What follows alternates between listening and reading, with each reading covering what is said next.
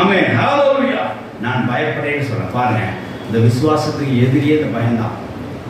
அவங்க நம்ம தேவன் மேல விசுவாசத்தை அதிகமாக ஆகணும்னு சொன்னால் நம்மளோட பயத்தை பயம் இருக்கக்கூடாது. சத்துக்கு முன்னாடி நமக்கு என்ன இருக்கக்கூடாது? பயம் இருக்கக்கூடாது. பயம் என்ன உண்டாயிரும்? அவிசுவாசம் உண்டா. ஏற்கனவே ஒற்றுமா பார்த்துருக்குறோம். சத்துருக்களுக்கு முன்னாடி போராட்டம் மத்தியில் என்ன வரக்கூடாது? பயம் வரக்கூடாது.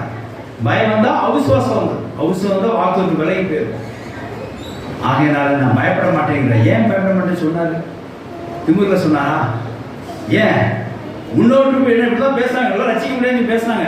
பேசும்போது தேவனை கேடமா இருந்தா, என் மகிமே இருந்தா, எனக்கு தலையை உயர்த்துறா இருந்தா, நான் கூப்பிடும் போது எனக்கு செவி கொடுத்தா, நல்லா தூங்கி நல்லா எந்திக்கும் போது செய்தா, எனக்கு என்ன பயம்? 14 பேர் பக்கத்தில் இருந்தாலும் நான் பயப்பட என்று சொன்னா. ஹalleluya. தேவரோசம் சோத்திரம் இல்லாத நம்பிக்கை எப்படி அவர்கள் எப்படி எக்ஸ்பெண்ட் பண்ணாரு பாருங்க. விசுவாசத்தை எப்படி வளர்ச்சி செய்தார் பாருங்க. கர்த்தர் எப்படி என்ன மீட்டுக் கொள்வார் அப்படின்றது அவருக்கு தெரியும். அதுக்காக இதை செஞ்ச காரியத்தை செஞ்சார், நினைவுபடுத்தினார். புரியுதா? கர்த்தர் என்னை இந்த சத்துருவிலிருந்து என்னை மீட்டுக் கொள்வாங்கிறதுக்காக அவர் விசுவாசத்தை எப்படி வர்த்திக்க பண்ணார்? இதுவரைக்கும் தேவன் அவர் செஞ்சதை என்ன செஞ்சார்? அவர் நினைவுபடுத்தினார். அதே அடுத்த வசனத்தில் வேதப்படுத்தி பாருங்க. அடுத்த வசனத்தில் பார்ப்பாங்க.